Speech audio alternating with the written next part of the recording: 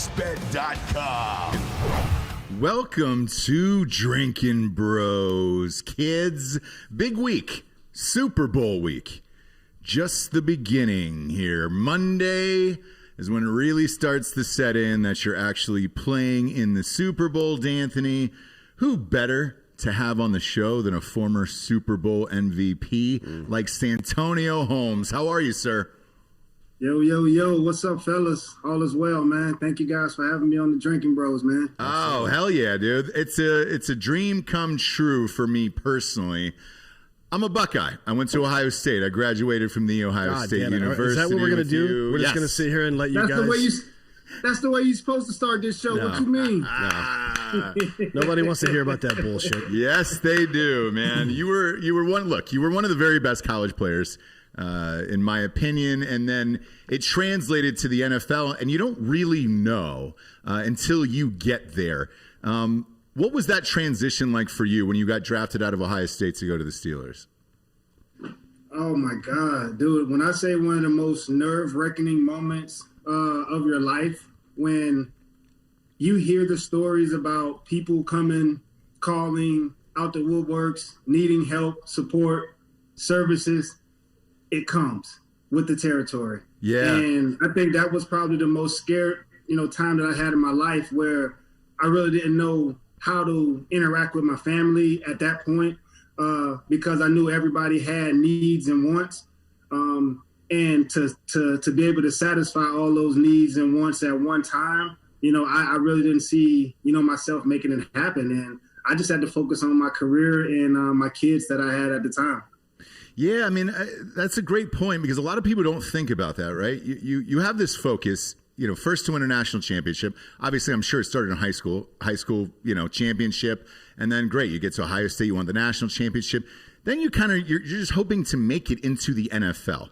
Not really sure if you will or if you won't. But then when you do and it hits, now that's real money, because nobody can take money from you in high school as a kid or in college as a kid. But now you sign a huge NFL deal and people do come out of the woodworks for it. How did you decide? All right, I'm going to help so-and-so, but I'm not going to help so-and-so, because somebody's not getting some money there, Absolutely. It was more so about taking care of my grandparents first and foremost. Knowing that they were the ones that brought my parents into the world, and they were there to take care of me when my parents, couldn't support me, 100%. So my grandparents were definitely first and foremost taken care of. Then it started trickling down, to mom, and I had kids, obviously, and I had brothers. So I tried to make sure, everyone was taken care of in accordance. But the biggest thing for me was to educate them on how important it was for them to do for themselves in order for me to help them. Because I didn't want to become an enabler and have them, always wanting to depend on me to take care of them. So my suggestion to my entire family was, the more you can do for yourself, the more I can help you do better. So we followed that rule, and a lot of my family members started doing better, so I started helping out more. That's great, because, I remember with Kobe Bryant, he went through a similar situation with his family very, very early on. Obviously, he was coming out of high school and everything, and then he made a conscious decision to say, look, I can help you a little bit, but after that, you're kind of on your own to make your own life. It seemed like he had a good relationship with his sisters and they were able to do things, but then he had a falling out with his parents over that. Did you have a falling out with anybody over the money where they were like, yo, man, I thought we were in this together and we were homies and, you fucked me? Did that happen? Man, I mean, if we can get into those stories, man, it would be a sad day, for the MVP on you guys' show. So, I bet. But it's important, man. And, shit, when I was at Ohio State, obviously it's an NFL factory, right? There's so many Buckeyes that are littered through the NFL, but there's also so many Buckeyes who had gotten drafted or in or out of the league in a couple years, and that's it. Most of them aren't able to go on and do what you did, and I saw the negative side of it. So, a friend of mine, I'm not going to say who it was a wide receiver at Ohio State, had a very big catch in a very big season one season. rolled up in a brand new Mercedes, brand new Rolex right before the draft, was still in school. And I was like, hey, man, and I chatted with him. I was like, hey, man, yes, you're going to get a decent contract, but probably not what you think. And the agent's going to take that money for that car and the money for the Rolex out of that contract when you go in. Are you sure this is what you're going to do? But everybody out of college just thinks, dude, this money's going to go forever. I'm going to be the greatest. I'm going to be a Super Bowl MVP. And it did not happen, and it's super tragic. I think it all boils down to everyone just not realizing how big and how important, it is to study and learn about personal finance. Mm-hmm. The reason I went to college, I wanted to be a banker. More importantly, to be a banker, I wanted to actually own the bank. Right. I realized when I got to college that accounting wasn't for me because I couldn't study plays, practice, take care of my kids, and study my accounting work. Mm. Yeah. So I focused in a little bit more on school and football. And when I said I focused in more, I just wanted to graduate. I just wanted to get out of school so that I could go and make $1 million. And when I got to the NFL, I didn't realize how fast $1 million would leave your hands at the blink of an eye when you have never even seen $1 million. Right. Yeah. So when it comes down to paying taxes, and like you said, you're owing someone back for the money that they loaned you. You're helping out your parents. You want to buy yourself a new car. You want to get a new house. That's $1 million in itself that is gone before you ever even count what $1 million would even look like. So my advice to everyone is to study finance, to understand personal finance before you become a multimillionaire, which will allow yourself to make clearer and better decisions when it comes down to your financial history, and longevity. Yeah, I mean, there's been a number of guys who've done it the right way, like LeBron, obviously building a brand, right, and keeping it's kind of a trope, I guess, that guys entered the league and then all these assholes that they knew from back in the day are just stragglers. They're just hanging out, consuming. I guess Mayweather is the best example of that of all time in sports, right? He's at like 50 dudes on his staff that make $100,000 a year or some shit like that. Yeah, 80. I mean, that's ridiculous. Yeah, it's crazy, but you get caught up in that world and in the moment and everything else. And the reason why we bring it up today is because the financial market and the stock market, that's on everybody's minds around the world today with the Reddit stocks, with AMC and GameStop and all of that stuff. But you're a guy who, again, when you sign a huge contract, you get that money right away and it's quick. And it's hard to tell some people that $1 million can go like that. But you're right. I mean, look, from the Hollywood aspect of it, because I'm sure your agent was probably taking 10%, and then you have taxes on top of it. And by the time that gets to you, you're probably looking at 35 to 40% off of that initial $1 million. And then, yes, buying a house and cars and all that stuff are expensive and they add up before you can even take a breath and be like, all right, what do I do with the rest of it and how to invest it? Absolutely. One of the smartest things that I realized was to get someone to just coach you up on what investments are like. Put a couple dollars into the stock market and learn what it's like to watch the money increase or decrease, or figure out when to trade or when to get out. You learn these things personally, you become a little bit more intelligent and educated when it comes down to having these financial meetings, either with your advisor or with other people that are interested in talking in a business network setting. Yeah, I agree. And again, with what's going on right now in today's current market, a lot of these analysts and hedge firm guys are, saying that these kids are irresponsible. But with me, it's the same thing. I agree with you 100%. Like, hey, you've got to learn somehow, right? Either know when to get in or know when to get out. But at least you're trying, and it appears as if a lot of these kids are at least learning at an early age. We're not saying to invest all your life savings and all this stuff, obviously, but it doesn't hurt to start and learn. Because, look, you learn if you lose money, a little bit of money, and you also learn if you gain a little bit of money. Of like, all right, cool, I want to hold on to that, and I want to buy something. And I know this is a weird way to start the show with you, but I think it's very important because that topic is on everybody's mind right now. And now we can get in.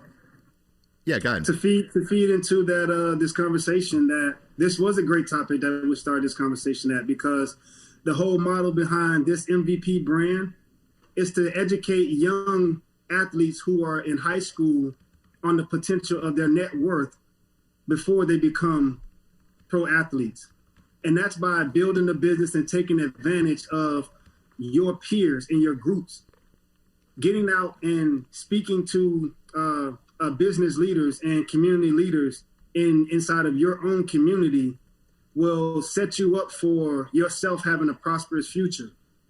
It's one of the things that I wish I would have learned when I was a high school MVP in football and in track. When I was an all-star MVP in an all-star football game my senior year, when I went and played out in the California versus Florida all-star game, the first time I ever flew on an airplane was to fly to California.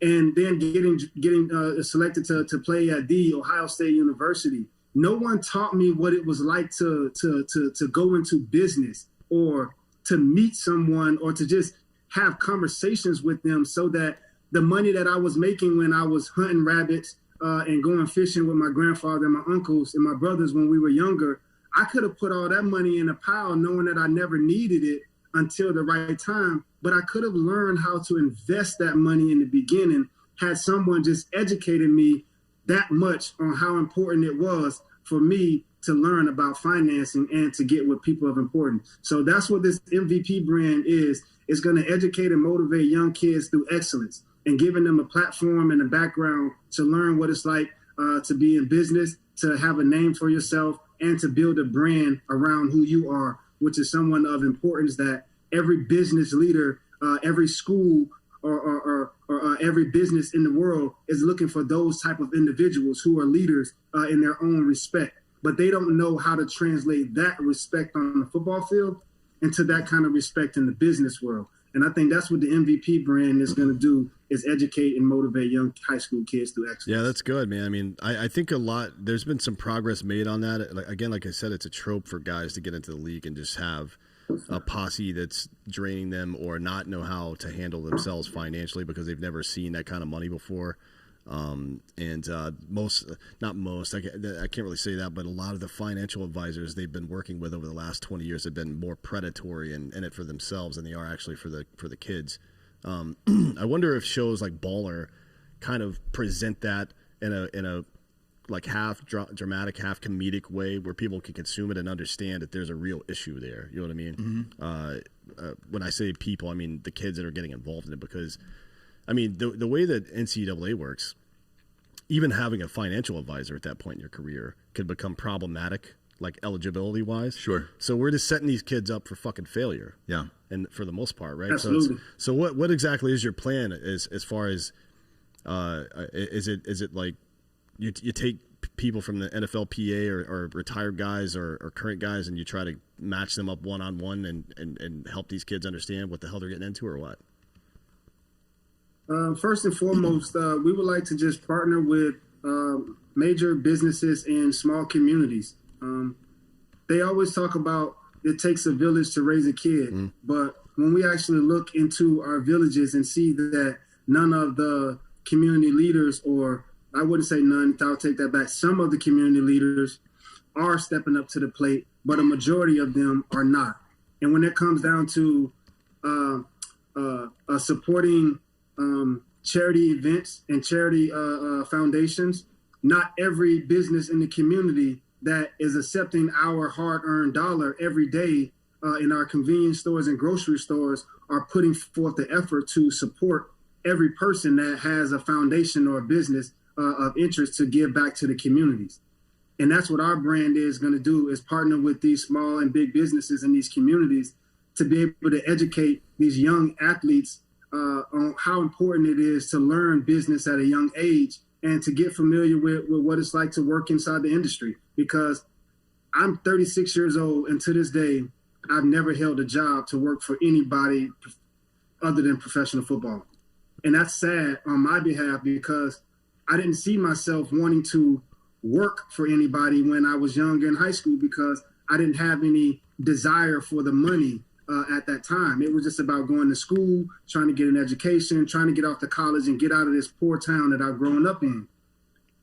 So I want to be able to educate as many people on how important it is that we actually do give back, because everyone can be an MVP. And you are the most valuable person in your community because you have built a way for yourself to be successful. So therefore now, just like every MVP in every sport, in every profession, we're all taught to give back to our community. So now it's our turn as professional athletes to reach out to every person of every interest in the community of business, that they are a part of this community and they are helping and willing to teach and educate our young individuals. Yeah, man, and I think it's amazing because it does take somebody famous too, of stature with a name behind you, when it's like, all right, cool. Everybody knows who Santonio Holmes is, right? So chances are these kids are going to listen. Having a Super Bowl MVP and having, a catch as iconic as yours really does, it gets ingrained in kids' minds. We're like, oh, I know who that is. Therefore, they'll be more susceptible to take your advice, to be like, yeah, dude, this guy that's the highest. What you did was the highest you could possibly go in your profession. And I think more kids will be able to sit down and be like, I would rather listen to the MVP rather than a guidance counselor or somebody like that in high school. It's as sad as that is, but it's true. But not a lot of people go back and do it and help their communities. Absolutely. And it helps to just reach out to the guidance counselor of your high schools, because they are the ones that are most connected with the kids and the people of the community. And I think that's just one advantage that we need to take heed to, that we start to give back to our community in more ways than just throwing football camps and just showing kids how to play sports. I think we need to build more symposiums and seminars around our high school athletes and for young females as much as it is important for our males. So that they are all educated and given a fair opportunity at everything that is out to offer. The social media world is so big that these star athletes, they don't have their closest friends, or they don't know how important it is to reach out to somebody that wants to be in media in high school, to go out and film them and record them and video them and help them build, around their brand. And that's what the MVP brand is here to do. So to your point, like, that's why I started this, because when I got to the pros and I became Super Bowl MVP, everybody just wanted to take as much as they can from an autographs perspective, so that they could have an autograph written by Super Bowl MVP, but didn't want to pay the respect for it. Right. And no one wanted to teach me how to get into business and capitalize off of this particular moment in time that would never be capitalized from again. So that's why I want to educate as many young stars as possible, and even those that are not stars, so that they could build relationships with their fellow stars and classmates in their schools, so that they could now become advisors at some point. If one of them are working in a bank, that they could educate their fellow peers, on how important it is to invest a few dollars for the next 5 to 10 years or 3 to 5 years, and your returns and what you could do in the future. This is what we need in our communities.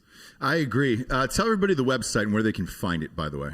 The website is not up yet right now, but Okay. This is all a part of the brand. We are building the brand. We want to become the next Nike, Under Armour, and Adidas, but we want to educate people on how important it is to build a brand, around themselves. But MVPbrandinc.com, our domain is down, but we are actually in the process of cleaning up our entire website. But our 10 All In Foundation is what is going to take on the bulk of what this MVP brand is actually speaking about. Great. So we have a foundation that's called the 10allinfoundation.org, and you can check us out and see the community service and the work that we're doing, because we're dedicated to changing the lives of our poor communities. Yeah, and we know how hard it is getting a website up and going and maintaining it properly. We're supposed to have this new merch out soon. Yeah, it's just Jared Taylor. it's always something. It is always something. So look, somebody to blame. It's Super Bowl week. No one knows it better than you, obviously. This one's a little different, however, because you don't have a couple guys or a team who's going into the week blind, right?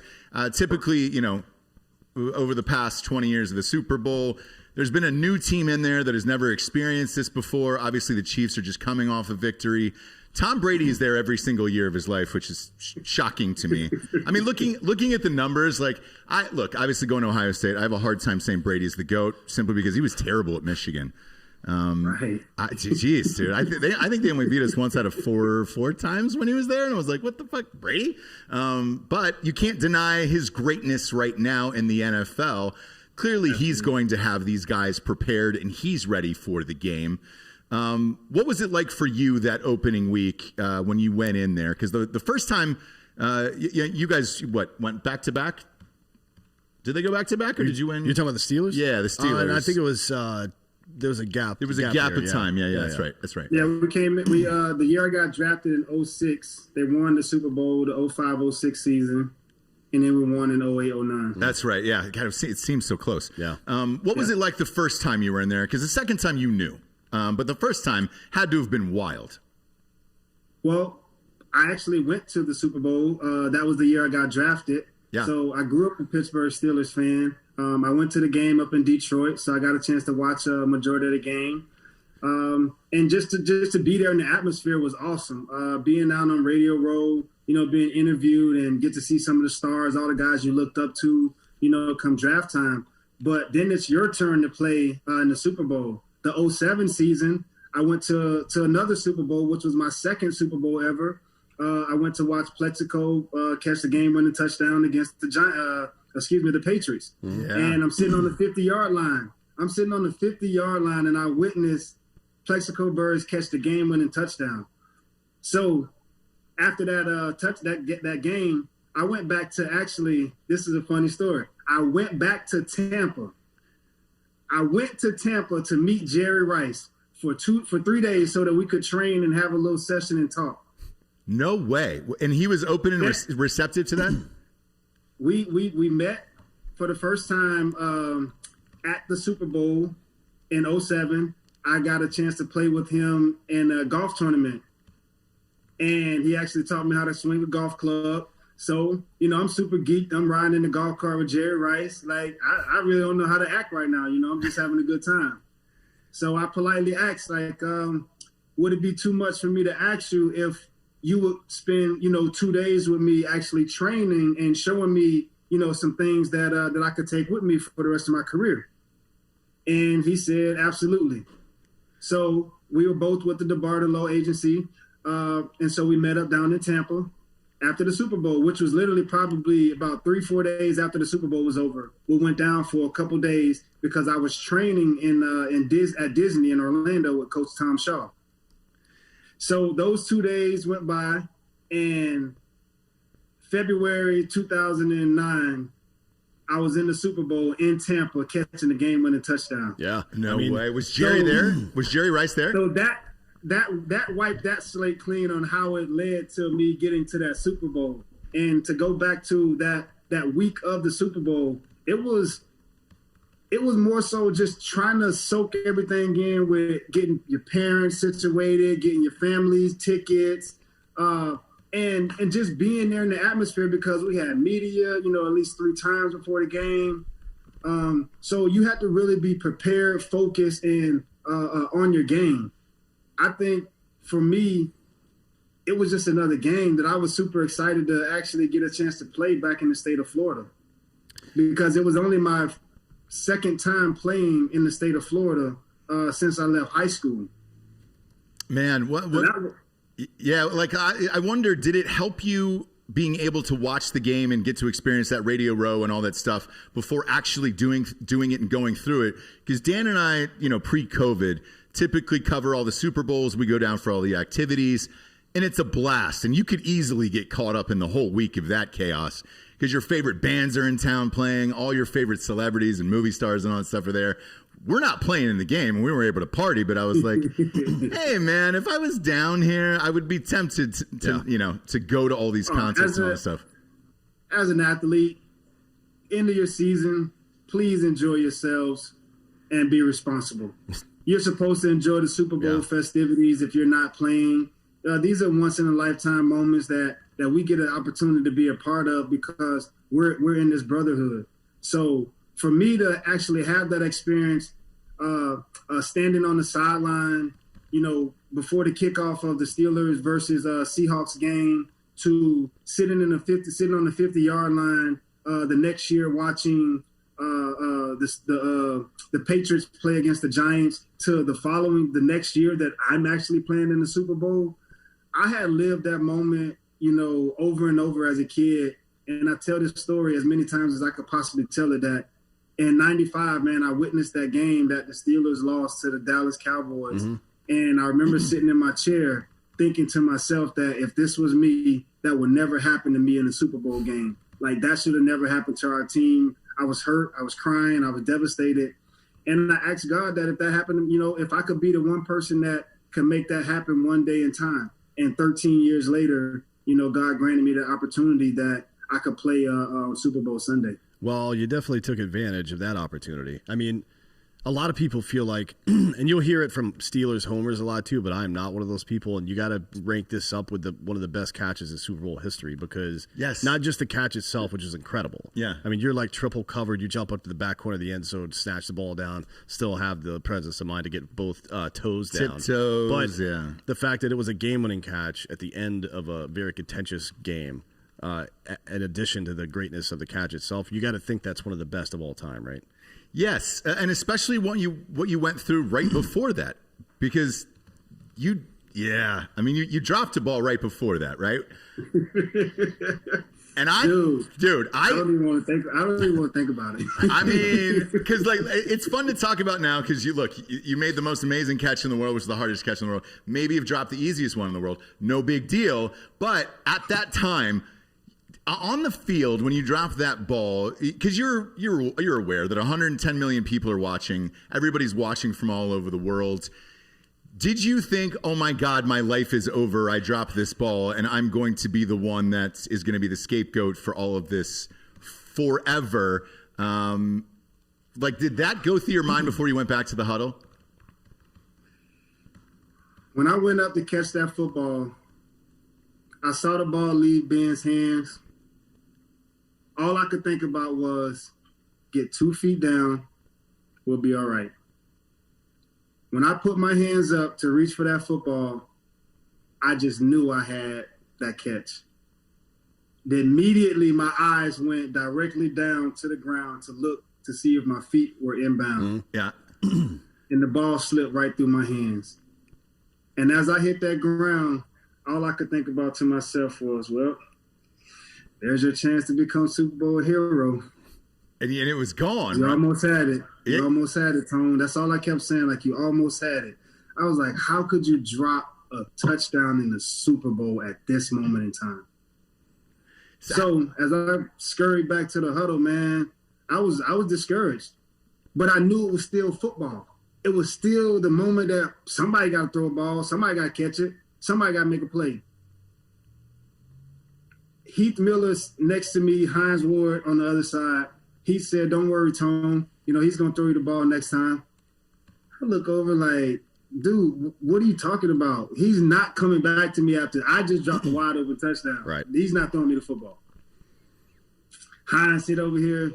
Hey, don't worry about it, young buck. You'll be all right. We'll get the next one. Yeah, he might throw it to you, then you win the game. So what? I mean, sure. That is cool. Anybody can get it now. Like, yeah, absolutely. Whatever the case may be. Yeah. Ben comes running back in the huddle, and I didn't really want to look at him because I already know, the look on his face was going to tell everything. So he, at the corner of the helmet, you got a little crack out there. You can make eye contact. And he looked at me, closed his eyes, took a deep breath, gave out the play call. And when he gave out the play call, I said to myself, oh, shit. He about to throw this football. Well, I mean, who in the stadium thought you were getting the ball again in the end zone after a drop? Right? I did not. I thought it was. I thought we were going to Bruce Arians. Yeah, Bruce Arians, dude. Come on. The head coach of the Tampa Bay Buccaneers today was my offensive coordinator back in 2007, Bruce Arians. Bruce Arians called this play for us in the playoffs from week 1. Maybe ran it throughout the last couple of weeks of the regular season, but we never used it in the game, never called this play. We ran it in practice every day. We ran it after practice every day. I dropped every pass. I was out of bounds. I tiptoed on the sideline. The DB intercepted it. They knocked it out of bounds. We never completed this play. The last play on Super Bowl Friday was that same exact pass play. And you want to know what I did to it? Did you drop it? I dropped it. I dropped it. Coach Fichtner had come to me and he was like, hey, we kind of had a good thing going, this far. And I was like, what do you mean, Coach? He said, every time we thrown this play to you in practice, you either dropped it, we out of bounds, or DB intercepted, knocked it down, whatever the case may be. He said, how about this last play here? Just don't even worry about catching it. We out there, shorts and T-shirt, helmets, run the last play. I'm in the back of the end zone, open my arms up, let the ball fall directly through there. Last play of the game. We did a victory celebration. We did a victory formation after that play. Really? Man. In practice. It's absolutely insane. So then they go to you again, obviously. Were you thinking, all right, I need to make this catch to make up for that? This cup? Yeah. Can you guys see this cup? Yeah. Is that the play? Do you actually see this cup? Yeah, I actually see it. That's the that's the play on that cup. Yeah, it is. That is unbelievable. That's great. Unbelievable. There's better. You can't see it, no, but it's a platform here in the background. It might not show up on my screen. No. Nope. Yeah, it's all green. It's all green screen, but it's the catch. The same people from Playbook Inc. Sent me a poster board of the catch and sent me a mug. But when Bruce Arians called that play, man, in the huddle, I almost lost it because as I'm walking to the line of scrimmage, I'm putting my mouthpiece in and I'm staring at the corner of the end zone, but I'm trying not to give it away. Mm-hmm. So I'm looking around, but the whole time I'm like, all right, where am I going to stop at in the back of this end zone? Because I know I can't run out of bounds. This is the only place I can go. I got to go stand in the back of the end zone. He called the play, and I'm putting my mouthpiece in, and the defender, the linebacker, he comes out over me, but the whole time, like, he's not staring at me. So usually when a DB or a linebacker not staring at you, they about to blitz. Mm-hmm. This guy did not blitz. I think it was Dansby, maybe. I think it was Carlos Dansby, maybe. He's standing there, and he faked like he was going to jam me. And as a receiver, you always ready to use your hand, fight combat. And he fake jammed, and I went to swim move, and I stumbled off the line of scrimmage and almost fell. And wow. I put one hand down the ground and, got back up and was like, okay, where I'm at now, Okay, focus. All right, see the DB in the middle of the field. My whole objective is to keep him in the middle of the field. Right. So he didn't know if I was running a slant quick or if I was going to the corner. So by the time I remember Coach always telling me, take 2 steps into the end zone, not 2 yards, take 2 steps in the end zone.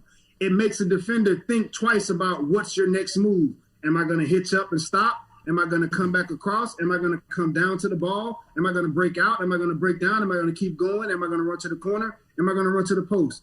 We got options for days. So when I looked at Francisco in his face and I saw him, I knew that corner route was going to be there because of how much separation I got because the defender never put his hands on me at the line of scrimmage. He gave me a free shot off the line. Yeah, and had he jammed me up, there's no touchdown, there's no big play, there's no greatest catch. The safety is in the right position to make that play 2 seconds later had he put his hands on me. Do you think part of it was because of the play before where you dropped the ball and they were like, well, they're definitely not going back to him again? Well, it's 4 guys in the corner. It's a linebacker. There's a drop-down safety. There's a corner, and there's a middle field safety playing on cheating to the right side of the field. So they already got this covered 4-3, but we are always taught on offense and even from BA, Coach Bruce Arians, that 2 versus 3 is a win for us. Mm-hmm. 3 versus 4 is a win for us. So we always had that mentality that no matter how many guys you put on the field, it's our job to know where we need to be at the right time for the quarterback to put the ball in the right place. And that play was drawn up. It couldn't have been drawn up at a more perfect time for us to succeed, than having it on the 6-yard line. Yeah, there's worse situations to be in life than being an offensive player on a team with Bruce Arians or Andy Reid or somebody like that, right? Yeah, like that's kind of best case scenario if you're an offensive player. Yeah, absolutely. And then all these years later, here Bruce Arians is in the Super Bowl this week. Man, I have struggled with this decision. I don't know. Are you one of those guys who still follows the NFL after you finish playing? I would say it's 50-50 on this show with everybody we've interviewed. Some people are like, dude, that was a great time in my life, and I physically can't watch it anymore because either I want to play it or they had a bad memory regarding it. Are you the opposite of like, hey, man, I watch this, I play fantasy football? Are you just as amped for this game as everybody else? I am 85% all day Pittsburgh Steelers, watching the games, cheering for them, crying when they lose. I've been a fan since I was a kid, so I'm all the way Pittsburgh. The other 20-ish%, goes to my New York family. I'm still a Jets fan. I watch them every week. I don't comment on a lot of things because I know the struggle that they're going through and, how important it is as a player that you don't feed into the fury of what the media is speaking about, that you have to handle things in-house and make them better so that they can speak better upon you. So with that being said, I'm still a Jets fan, still a Steelers fan, but I don't follow football where I'm looking for all the receivers or all the players or the defensive players, none of this stuff. I don't get into the game that wholeheartedly. I think I'm more interested in teaching the young guys how important it is to stay in the game, to find a place in the game after football, to be a part of the business in the world, because it opened up so many more doors for you after football, and that you don't just have to depend on it to be its main source. It has plenty of resources for you to be successful on and off the field in football. Right, yeah. I mean, to the Jets' struggles, I think you were on you and Nick Mangold, who we had on recently, were on that last team for the Jets to make the playoffs in 2010. That's how long it's been now. Man, yeah. This is Nick Mangold's barbecue sauce right here, by the way. Yeah, Nick was on this week. Yeah, I saw that. It's really good. Speaking of entrepreneurs, he's got a barbecue sauce company that he just started. Yeah, it's 74 spelled out bbq.com. Yeah, Is the website. It's really great. good. Yeah, we had some ribs with it here the other day. But you guys were in the same draft, right? 06? We same high school class, same college class, same draft class. I went 22nd. I think he went 25th or 20. No, I went 25th, and he went 29th. He was 29th. Yeah. Yes. Yeah. Yeah, and you were redshirted during the national championship in 02, right? Unfortunately, because Tressel was a little bit leery on me and my consistency throughout my day. I would show up as one of the most promising freshmen in practice this week, and he would just say, next week you just got the big head, you didn't perform well, you had a few drops, false starts here and there. That kind of taught me about consistency, man. When I didn't get a chance to play in that national championship game, I was very, very, very hurt that I traveled the entire season, dressed all the games, and just stood on the sideline with my helmet and uniform. I really, really wanted to play, and I wish we would have had the same rule and opportunity that the players have today to be able to play in 6 games and then get a chance to be redshirted. Yeah. So I think that would have gave me a little bit more confidence in playing. But, dude, when I say I played on the best Ohio State team ever in that 2002 national championship team, from the freshmen that we had on to the senior class, I'm getting goosebumps right now, just thinking about how important it was to play with Mike Jenkins, Chris Gamble, Mike Doss, Maurice Claret, Nick Mangold, oh my God, AJ Hawk, Bobby Carpenter, Nate Sally, Dante Whitner, Tyler Everett, Troy Smith, Ted Ginn. Like, when I say our team was so good that we just knew that we should have been in the national championship, because the head coach, Coach Tressel, can't say enough for him. I love him, like a father. He educated me a lot on how I speak today, how I handle myself, and how I go about, representing Ohio State, and just continue to be a people person. I think we learned so much from that team going forward, that all the guys that got drafted to all the guys that played in the NFL, the Will Smiths, the Darian Lee, to C. Grant, Chris Vance, oh my God, Shane Olivier. There was like Alex Stepanovich, 25, 30 guys I know who were drafted in the NFL. On and on about how great, playing at Ohio State. But yeah, I did redshirt, and I wish I would have actually got a chance to play, because I actually wanted to go to the University of Miami before signing with Ohio State, and they didn't accept me because of whatever reasons. And I was super geeked up that we got a chance to play them in a national championship and got a chance to get a W against them. Yeah, I was at that game. You're probably lucky that you didn't end up down there, because let's be real. Actually, I saw an article the other day, and it was like 40 some of the players out of the 120 that were on that last Florida national championship team got arrested at some point. After Miami, yeah. No, Florida, like the one, like not Tebow, obviously, but pretty much everybody else. He's talking about University of Miami. No, I know he is. Yeah, I'm just saying the Florida teams have trouble with law enforcement from time to time. Dude. Like Crab Legs is stealing fucking shit. Jameis Winston stealing shit. Miami, obviously. Miami is like murder university. They just need to turn that M into murder. Look, you're a Florida guy. You know how crazy it gets down there. One of my best friends played for that 90-91 team. Like, that was crazy back in the day with Warren Sapp and those guys. The stories he has, he's like, dude, I'm surprised we didn't die. It was like we were doing coke and fucking strippers, and he goes, you name it was going down there. He was like, dude, there was boats for us, and he was like, as long as we were winning, we were on like yachts with, you name it. And I was like, holy shit.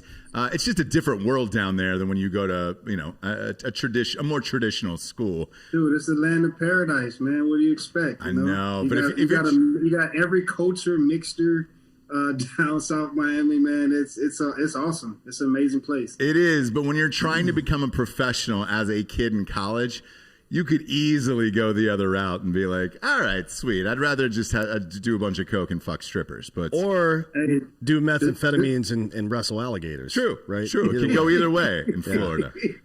Hey, look, the streets, they claim many of them. I know. God, dude.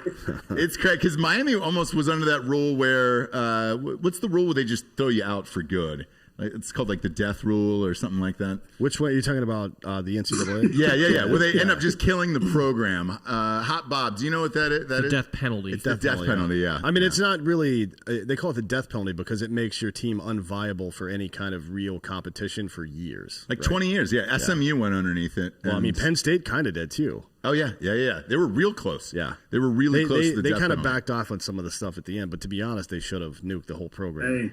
Like, if you fuck around with kids, you got to go. Yeah. They should have. Anybody that saw anything and didn't do anything or say anything, all those people should have been lined up outside and executed. Yeah. Like, that's the one. That is the one thing. I'm a Penn State graduate too. I don't give a fuck. You fuck with kids, you die. Yeah, that's exactly. pretty much my opinion on that. Yeah, it's bad. That's bad for business. Well, yeah. It certainly is. Bad for business, bad for children, all of it, all the way around. Look, you were going against those Penn State teams too, man. Yeah, shit. Tough battles, It's still, look, for whatever reason, playing Penn State's always been difficult, but yeah, man, I mean, shit, because that was towards the end of the Paterno years when you were there. Patino's the same way. Rick Pitino, Jesus Christ. You're only off by a couple letters there, but yeah. Man, there was a game that I was at when he shit himself on the sidelines and then had to run it in to the bathroom during the second quarter. And were you playing against them during that? Because I was like, I'm watching the stands, and I was like, what year was this? Man, look up Bob. Look up the year that Paterno shit himself and had to run into the locker room. That was towards the end, and I was like, oh boy, how long are they going to let him do this? That was 2006. So it was 2006. Yeah. I think that was the year. That was the year you redshirted. So that was against Ohio State. No, that was my draft year. It was your draft. Oh, that was your draft year. Yeah. That was against. It was against Ohio State actually. It was. Yeah, that's funny. Yeah, I was at the game, and I was like, that was the 1 versus 2 season. Yeah. Yes. But look, who among us hasn't shit their pants at some point. You know what I mean? It's fine. It happens. That's why I dive up now. You're in front of 110,000 people at Ohio State. Like, it's a lot of people to shit your pants in front of, you know? I feel like. I mean, hey, he had a moment. He had a shitty moment. I've never gone from 0 to shit my pants though. There's warning signs, motherfucker. Yeah. Like I understand that you're trying to stay out on the field and stuff, but it is what it is, man. You know what I mean? What are you gonna do? You just gonna shit yourself and then have to run back with shitty pants? Go! Like call a goddamn timeout, dude. Yeah, it's the first half. It was in the second quarter of the game. Call a timeout and be like, "Hey, I got to shit." We just leave. Yeah, like you're Joe Paterno. Who the fuck's gonna say anything? Well, I think he was just too old and didn't know and was probably surprised. And somebody came up behind him and was like, "Joe Pa, you shit yourself, bro. You got to run this off." You think he was diped up at that point? No, I think that was close. He probably diped up there from there going forward. Yeah. It was a depends moment after that for the rest of his career. Hey, you guys are full of it, man. This is why we're on the freaking Drinkin Bros show. Yeah, hell yeah, dude. I mean, look, if you don't discuss shitting your pants, you know, because fuck, you were talking about Plaxico Burress earlier catching that game winner. Dude, Dan was in the military, has killed hundreds of people. I learned about gun safety from Plaxico Burress, for real. And I learned about the gun laws. I had an illegal gun out in L.A. I was living in Los Angeles at the time, but I was a huge into fantasy football. And I remember when Plaxico shot himself in the leg and then ended up going to a prison for a couple years. That's what taught me about like gun safety and registering guns properly. After that, dude, I had to go and get a registered gun after that. I was like, oh, shit. That's how long you can serve in prison? Like, for real? Dead serious. I had an illegal. Maybe you should send him a nice like Christmas card or something this year. Yeah, maybe. Like, thanks for the lessons. Oh, yeah. I was so paranoid about it. It was like True Detective type shit that I went out at like 3 a.m, set an alarm, and then threw it into the LA River to get rid of it and everything else. I was like, I don't want anybody to know. I don't know how many years I'm facing with this goddamn thing.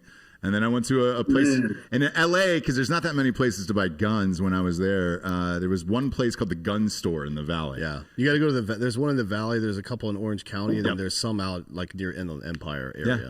But yeah, it's pretty. It's not. Look, it's California. Plaxico though taught me, dude. I could have been popped for that, so I did learn some things. Santonio, we've got some sponsors who pay for the show to be on the air, so I'm going to breeze through those here in a second, and then afterwards, I want to get your thoughts on this Super Bowl. Obviously, you'll be watching it, and I would assume you're rooting for Bruce Arians here. But let us go through the sponsors, and then we want to ask your thoughts on the Super Bowl, if you don't mind. Absolutely. Great. First and foremost, ghostbed.com/Drinkin Bros. You're probably staring at the screen now and you're like, dude, when you called in, you're like, why the fuck do these guys have a bed in their studios? That's dude, I was looking down like, damn, is that really like a mattress? Or is it a massage table? That's a real bed. Well, no, it's a milking table actually. But it does both. It's got a remote control, so you can make the whole bed vibrate if you want. That's true. Let me turn it on. Yeah, little bit freaky stuff going on over there, man. I don't know, dude. So we got a Friday night show called the Friday Night Jack Sesh with a guy named Jack Mandeville, and he pops in there and does a call-in show live from the bed. And he's vibrating on the bed. Oh, yeah. And we've had anything from like Oscar winners, Super Bowl MVPs, obviously, to porn stars. And on this show, we don't discriminate here. I can feel it vibrating. Yeah, you can feel it vibrating. They get the Friday session, huh? Yes. That goes on Patreon because we're like, hey, we can't show this to the real world. But if you're out there and want 40% off the bundle package and the adjustable base, look at it, it's going up right now. Yeah, use the remote to go all the way up. Show the people. Go to ghostbed.com/Drinkin Bros today. As always, they got a 36-month pay-as-you-go program, no interest there, and all of those deals on the website, including the 40% off bondage pack, are applicable with that. Just use the promo code Drinkin Bros at checkout at ghostbed.com/Drinkin Bros today. Next up, we got DraftKings. Oh, yes, we're using DraftKings. Brother, I like it. We're using DraftKings for the Super Bowl. Download the DraftKings app now. Use the promo code BROS to enter the free $55 million Super Bowl prediction challenge. Everyone gets an instant prize up to $25,000 just for playing. So use the promo code Drinkin Bros now and enter the $55 Man, is that real? The promo code is just bros. Just bros on this one, Yeah. but it's the free $55 million Super Bowl challenge only at DraftKings, the official daily fantasy partner of Super Bowl 55. Terms, conditions, and eligibility restrictions apply. See the DraftKings.com for details today. Again, download the app and type in the promo code BROS for the free $55 million Super Bowl prediction challenge. I mean, it seems like a lot of money, $55 million. When you think about it in context, in the last 8 years, their players have won $1 billion. Correct. Over $1 billion. Yes. Right. So is it that much money? I mean, not really. Not really. And I will say compared this. to the revenue that they're fucking dealing with here, because I mean, I'm sorry, $7 billion. $7 billion. Excuse me. Yeah. So it's almost $1 billion a year in payouts. So $55 million one time, that's not that big a deal for these guys. It's a big ass thing, and a lot of people are playing it. Not at all. And if you don't think it's possible, we've been doing giveaways in Drinkin' Bros Sports on Facebook to pick the exact scores of games. So last week, Santonio, we had a giveaway. Whoever picked the exact score of the Chiefs game got a signed Patrick Mahomes jersey. And dude, we had 3 people guess the actual score to the thing. So like, dude, if you're out there at home and you're like, I can't do this, 3 people did it within just our Drinkin' Bros Facebook group. And they won, the first one to do it, won a signed Patrick Mahomes jersey. So he got that.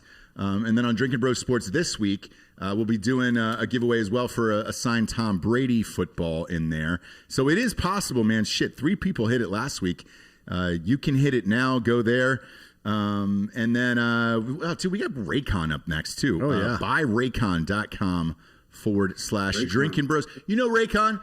You want to talk about making the most out of your money? That's Ray J's company, Santonio. One of his dozen. The little earbuds, right? Yeah, Yeah, dude. Yeah. You want to talk about a guy who's an entrepreneur? Holy shit, dude! He's Ray in J. everything. Dude. He's in these. So these he owns part of Bird too, I think. Yeah, he owned part of Bird, the scooters. Yeah. He owns part of the earbuds. Like, dude, Ray J. You should send out Ray J to start talking to kids. Holy Seriously. shit! Man, look, I think that's just part of the importance in our world, man, is to be able to understand the type of power that we do have when we are educated. Yes.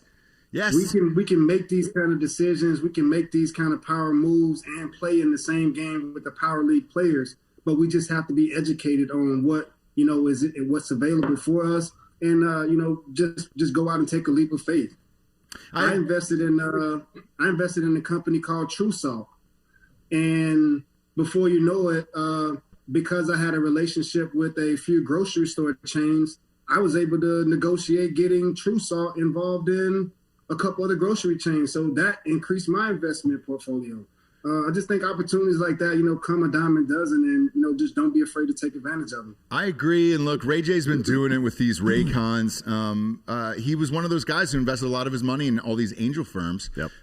We saw these things in like airports like all the time because Dan and I travel a lot for the shows. I was like, what are those? And somebody said they were Raycons. So we reached out to them, chatted with them, and we're like, look, man, Bose and like Dr. Dre, the Beats and all that stuff are great. Those are like $350. These things here, you get 15% off. Raycon's offering 15% off all their products for all of the listeners for the wireless headphones. Just go to buyraycon.com/Drinkin' Bros. That's it. And you'll get 15% off your entire Raycon order. Feel free to grab a pair and a spare pair. That's 15% off at buyraycon.com/Drinkin' Bros. Buyraycon.com/Drinkin' Bros. And it knocks it down to like $65. So they're super affordable and we use them all the time.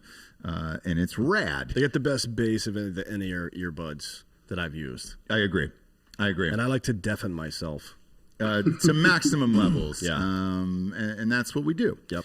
That's what we do here. And then last but not least, here we got Hawthorne.co. I'm using the whole suite now. You should. Like I could not be softer right now. Yeah. Skin, you hair. look soft. I do, yeah. Yeah, you feel like soft. you could touch my skin anytime you want. Yeah.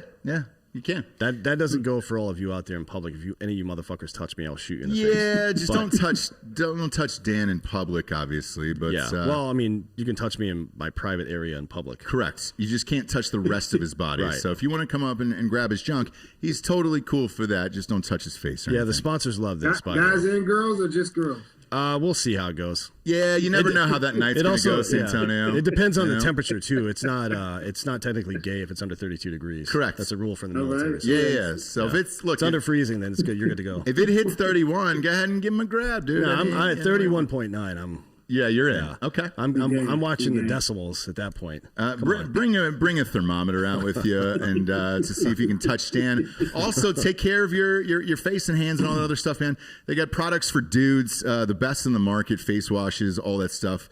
Just do what I did. You take a Hawthorne's quiz today. Get started on your personalized self-care routine by going to hawthorne.co. Use the promo code Drinkin Bros to get 10% off your first purchase. That's HAWTHORNE.co. Promo code Drinkin Bros, hawthorne.co. Promo code Drinkin Bros there. And you're looking at 10% off, I believe, on your first order there. Super Bowl. Let's get into it. Let's get nasty here, Santonio. Spread is 3.5. We obviously gamble a lot on this show. This is the toughest decision I've ever had to make here. On this show regarding teams. Even like last week, I told everybody I felt confident in my picks, and if I lost, I lost, right? Which I did. I lost bad last week. I had McGregor, I had Green Bay winning, and then I had the Bills plus 9.5. That did not work out. Daddy hasn't had many bad weekends this year at all. As a matter of fact, I think I can count 3, possibly 4 in the last 19 weeks. Now, is there any way we can get you to not call yourself daddy anymore? No, not at all. Great. Like that's going to continue. So I should just go ahead and kill myself then. Yeah, I would. I definitely would. Because Daddy's having a hard time with this pick here. Are we at 3.5? I got a new rifle today, so you need to calm down. He did. I'm going to Plaxico Burris you. Yeah. Look, man. Do I have to pay him a quarter every time I say that? No. Is it like you're fired with Donald Trump? Do you know how many years Plaxico has saved people in jail, including myself, dude? Well, I'm grateful for that. Public service. Exactly. Good for him. Who do you got? Tampa Bay versus Kansas. On Kansas, look, I look at Kansas City. On paper, they should win this game. However, there's like some weird magic in the air. It feels like 09. It feels like 09 with the Saints, right? Like going into those playoffs, I'm like, holy shit, they're gonna fucking win this. Yes. And there was no point during any game during that playoff season with Breeze that I thought they weren't gonna win the game. Right. Even though on paper they should not have won some of them. Right? I agree. Yeah. It does kind of feel like that, but that is come on. It's not gonna happen. Look, Arians has been there before. Tom Brady's been there before. The line is plus 3.5 here for Tampa Bay. Mm-hmm. So who do you got in this Super Bowl, Santonio? Oh my God! Why would you throw this at me? I'm a player. We don't gamble. We don't bet. I understand. So not in a gambling sense here. What would your gut tell you? Because yeah, that's what I'm trying to boil it down because when you match up the offenses, they're both unstoppable. Mm. You give an advantage to Mahomes because he can get out of the pocket. But now you got to take a defect because he has the toe injury. Mm-hmm. So now you're looking at him at, losing a couple percentage on how well he gets out of the pocket, how fast Pierre-Paul and those guys are coming off the end. Yeah. Then you got a good defense in Kansas City that understands how to keep a quarterback in the pocket and disrupt the pocket of a quarterback that is a good pocket passer. That's a really good point, actually, because they're not the best. They're not the best defense on paper, but they're really good at containing. Absolutely. That's a good point. So now they're forcing themselves in the midst of where Tom likes to be his most comfortable. You're going to force Mahomes into his most comfortable, which is getting outside, scrambling, finding Kelsey or Hill, running deep and running wild and free.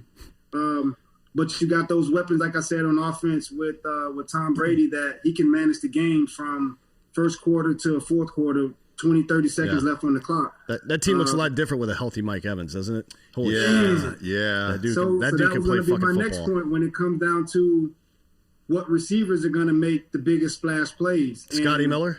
Antonio Brown. AB, Scotty. AB. But Scotty Miller, I bet, catches a touchdown pass in this game. Maybe. I'm telling you. For Tampa Bay? Yeah. Yeah. I bet he does. He's like becoming Cole Beasley. You know what I mean? I'm a Bruce Arians fan every day. I've never counted Tom Brady out of a game unless I played against him.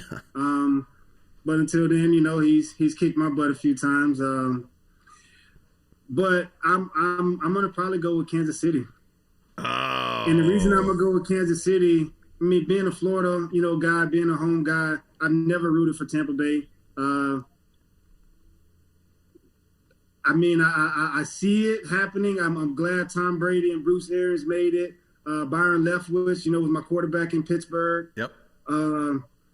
Randall L., you know, really good friend. You know, that staff, like, I know those people, but I feel real confident in how Mahomes plays, you know, compassionately, that he could turn it on, you know, within 1 or 2 quarters, that there's 20, 30 unanswered points, and it makes a big difference in how the game plays. So I can see that being an advantage point up in this game. But like I said, I will never count TB12 out of any game. But you are taking Kansas City, correct? Don't put me on the spot like that, bro. I just gave you my analogy, like what I was thinking. Look, bro. man, I get it, but we have to pick one, and this is what I'm agonized over, because, look, you can essentially throw the line out the window here when it's that close. You know, if it is a field goal game, I guess, you know, congratulations, you have the half a point on that if it's still there. But there just seems to be some form of magic in the air. I mean, imagine if you got to play the Super Bowl in your own stadium. What kind of advantage is that? COVID season. Yeah. Yeah. They've lost in their seat. They're lost at home. It at this point, it's a big advantage. But remember, it's been about 5 weeks since they even played in that stadium. Man, so that's right. They've been on the road. They've been on the road a lot. They get to come back and play home, but man, it's a lot of pressure on our back now because we're playing at home. This is our first game back home in a couple weeks, and it's the biggest game of the end of the season. That's why I say I can't count 12 out, but if I had to go with a pick, I'm going to go with 15. Yeah, I'm not sure Patrick Mahomes gives 2 fucks what stadium he's in. Absolutely. Yeah. I'm not sure he even sees anything outside of the sidelines. He seems like one of those guys that's super focused when he is focused. Like sometimes, like we make that Warriors analogy a lot. Sometimes they're like, this is boring. We're too good to. It's like you're in a conversation with somebody, and about 10% into the conversation, you're like, oh, this person is not smart enough to be talking to me. Right. And you just kind of zone out. Yeah. They're like, yeah, and the earth is fucking flat. And you're like, yeah, big time, brother. All right. So, when he is focused, though, it's that I don't know if we've ever seen anything like this before. It is incredible, the stuff that kid does. The toe thing, I'm not sure it's going to be that big a deal. Well, he's had 2 weeks off at least for the toe thing, and I'm okay with that. I don't know the severity of Antonio Brown's injury. I know he's going to play. They have already announced that, but it looked like he had tweaked his knee the week before because the last 4 weeks of the season, him and Brady were absolutely dealing together. Yeah. I mean, it looked like old AB, where I mean, he was just absolutely trucking people like. Oh gosh, this is so tough for me because I would have said, like I did say on air, and I bet a lot of money that the Packers would win the last game, and they got beat somehow. And it wasn't like Brady was that great in that game either. He had 3 picks. I think his QBR was 55%. But Tampa Bay's defense looks nasty with that Devin White kid back, and I think I'm going to have to – we have a huge Super Bowl Wednesday show where we go through like all the prop bets and everything. Because, I mean, it gets crazy. You can go for how many yards people are going to get and all that stuff, which we're going to do on Wednesday. But right now, as of Monday, start of the Super Bowl week, I'm leaning towards Tom Brady. And not even so much the Buccaneers, because I'm with you, man. I don't give a shit about the Buccaneers, and I don't know anybody else who has either, to be real with you. Until he got there, nobody even cared. Even the year they won, what was it, 2002? Yeah. That was like Dilfer? It was an defensive team. Mike Allstott and Warwick Dunn were there. They had some offense. But Keyshawn Johnson was there. But it wasn't a sexy, it was more of a defensive team. Everybody cared about Warren Sapp and those guys, like... That wasn't a sexy Super Bowl at all. Yeah. Yeah. But with this, it's like, dude, Brady versus Mahomes, like they've both been there, so everybody knows what to expect. Like you were saying, Bruce Arians has been there. He knows what to expect. All right. Let me ask you this from a Bruce Arians perspective. Does he throw in crazier plays because it's the Super Bowl and it's Bruce Arians? Like, you know him. I think he's going to stick with the most comfortable, but he's probably going to hit you with a few plays that another team has beat you with. He's going to pull some of those plays out, but that's actually true. He did that last week. He ran a play that they got beat with earlier in the year. That was one of their scoring plays from last week. Yeah. Oh, yeah. Not the same team, but he ran a play that Tampa Bay had gotten beat on earlier in the season against another team, and it worked. I mean, it's pretty smart. Oh, you better believe every coach in America, we watch those plays. We get to see the big plays that happen against a specific defense. Right. Or that coach would say, hey, we're putting in a new play, and they're showing us the play that the team that we're playing against got beat on last week. Right. Yeah. So we're going to actually steal that play, and we're going to just throw it in, but we figure out the right time when to throw it in. And I think that's what's going to happen. He's going to throw in a few mixture plays, but they're going to stick to the same thing that they've been working with all season, because you don't want to get out of pocket and get too fancy, too cute about how you want to win this ball game. This is a game about understanding the minutes, the seconds, and every inch of a blade of grass on this football field that we have to either defend or we have to oppose our way, and push our way through.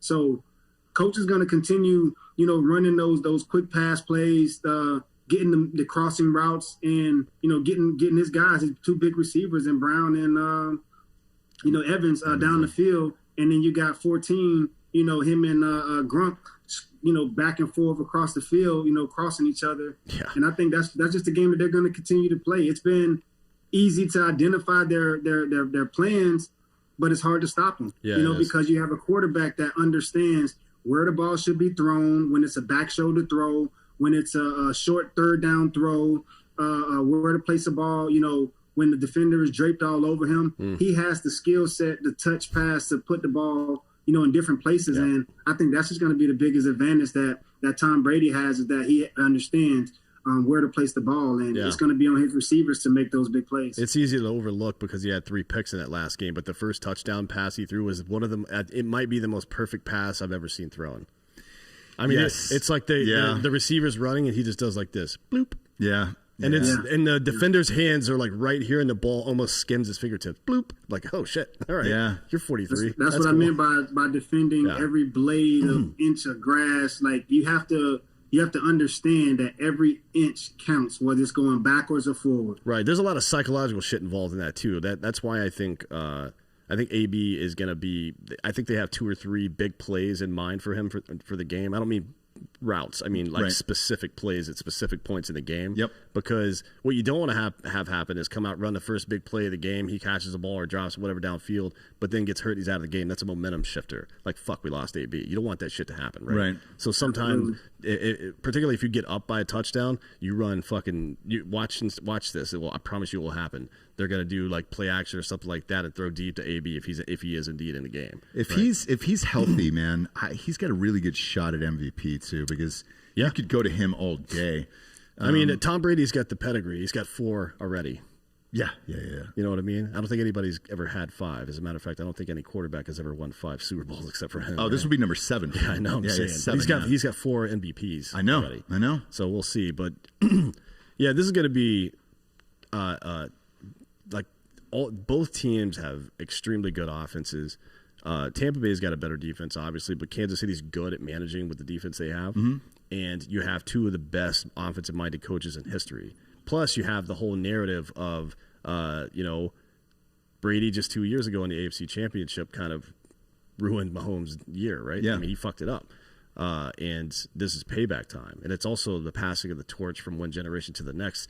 What we know to be the greatest quarterback of all time right now, and what we think to be maybe the greatest quarterback of the future. You know what I mean? This is the best marketing that just kind of occurred organically that the NFL could have ever hoped for. Oh yeah, this is a dream for the NFL. Yeah. Let me ask you this: when you caught the game-winning touchdown, you became Super Bowl MVP. What did you do that night? And did you sleep the next day? Like what's the craziness that is surrounded by that? Because it's got to be a hard thing to wrap your mind around, where you think back as a kid, out in the backyard or out in the streets catching balls with your friends. Everybody's always pretending like, oh, it's 10 seconds left in the Super Bowl. We're on the 20-yard line. I made the catch, and I'm the guy. Like, Yeah. what is it really like that night after the Super Bowl is over? Are you aware of how big that moment is? And do you go back to the hotel and watch the plays over and over again on SportsCenter? Definitely tired after the game. If you exert every piece of energy, every ounce of energy that you have, you know, that's when you know, okay, I can rest now. Like, season's over. I don't have to get up and go to meetings. I got no more practice, no more uniform, no more shoulder pads, helmets, no more getting up at 5 a.m., driving to work. It's all for everything. But that night after the Super Bowl, hung out with the guys. We all hung out in the hotel together. And I went upstairs and I watched Madagascar, man, with my kids. You know? Are you serious? Absolutely. I got the photos, of us in the room and just hanging out. It was just a moment to share with them because they were underage, so they didn't know the importance or how significant this was. But I just wanted to be with them. I didn't want to go and share it with everybody and my kids just never be able to experience and understand what that was like. Yeah. So I stayed in the hotel with them and we just watched Madagascar. The next morning, I was up before the sunrise because I had the MVP interview session to do the next day. And then I had to drive right over to Disney World right after the game was over. So, we did the Disney World tour. And before you know it, man, we were back in Pittsburgh doing the big celebration with the city and the team. And it was a new season started. Like, it was here and gone, before you know it. Yeah, but you got to take your kids to Disneyland, being the guy who says, "Yeah, you just won the Super Bowl MVP. What do you do now? I'm going to go to Disney World," and then you're there. We're going to Disney World. Yeah. What if you just walked out and said you were going to Six Flags and then just double birded? Like, get fucked, Disney. You know what I mean? Yeah. I mean, look, there's got to be so much pressure in that moment, dude. Damn, that would be hilarious. I would do it. There's still pressure in it. I remember. Hey, look, go ahead. I used to hear the people say it all the time on TV after the Super Bowl. Hey, we're going to Disney World, and me and Big Ben got a chance to say it. That was probably a really, really awesome time. Yeah. Just to be in that moment to say, I'm going to Disney World after winning the Super Bowl. Oh man, what if you just turned it like Dan said and you boned him and you were like, look, another sponsor paid me more? Yeah, exactly. Yeah. What if it was like I'm going to the strip club maybe? Yeah, I'm going to Pink Pony or something like that. I'm going to Pink Pony. What's the one in Miami? I might have paid you more. What's the one in Miami that homeboy got caught going to? Oh. He was like, the wings are really good, man. I'm going for the wings. Like, yeah. No, you're going for the lemon pepper wings. Yeah, you were going for the titties, man. What's the name of that club? I can't even think of the name. Who was that? It was Atlanta. It was Atlanta. You're right. It was Atlanta. It was. They do allegedly have really good food. Was that? It was Lemon Pepper Lou. Lou. Yeah. Lemon Pepper Lou is the greatest nickname too of all time for going to the strip club. That is too funny. Lou Williams, dude. Yeah. That's the best. That's the best. I like Lou Williams. Didn't he win a Sixth Man of the Year a couple years ago? Like 90 of them. Yeah, He's always the sixth man of the year. 5 of them. Yeah, he's got a couple, five, right? bro. It's either him or Jamal Crawford most years, right? Every single year. Well, not anymore, but yeah, back then for sure. Yeah. Absolutely. Shit. Absolutely. Yeah. Santonio, man, we appreciate you being on the show today. This was a blast. Tell everybody where they can find you on social media. Hell yeah. Hey, everybody check me out, man. On Santonio Holmes on Facebook. You can catch me on Third and Long Foundation on Facebook as well. And 10 All In Foundation on Facebook as well. My Instagram got hacked. I was at Tone Time 10. I lost about 37,000 followers, which sucks. But I'm at _ Tone Time 10, which is my new personal IG. And you can definitely find me. Just giving back to the community and just trying to do what I can and just help out as much as I can. How did they hack you? Did they post a bunch of weird shit? How did you know? Yeah, someone posted something to my DM, and it was from actually one of my friends. So I opened the message and thought it was a message from them, and they kept asking me to change my password to my account. So I was like, I'm not changing my password to my account. And when I wouldn't change my password, they kept sending messages back because I opened that first message. And they flooded my my DM inbox with messages, so I couldn't get back into. So once I had to cut it off. I had to hang it up, and then when I went back in, they had hacked it, and that's when they took over my Instagram account. Damn, dude, that sucks. I'm sorry to hear that. Somebody hacked Draymond Green's too at once, I think. No, that was just Draymond taking shots of his wiener. Oh, that's right. Yeah. That's right.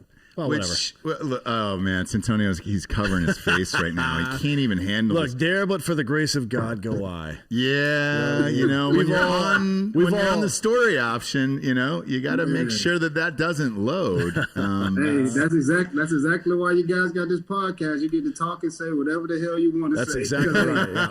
Yeah. You weren't the one that did it, so that's right. Exactly. There's nothing I can do. Like if you go back through all of these episodes and be like, yeah, I did say that. Yeah, I did say that, especially when you're live like this because it's just going out live right now. So it's fine. That's the beauty of it. Hey, man, we appreciate it. Huge fan. This is a huge honor for us here. For Santonio Holmes, D'Anthony Holloway, I'm Ross Patterson. This is the Drinkin' Bros podcast. Good night, everyone.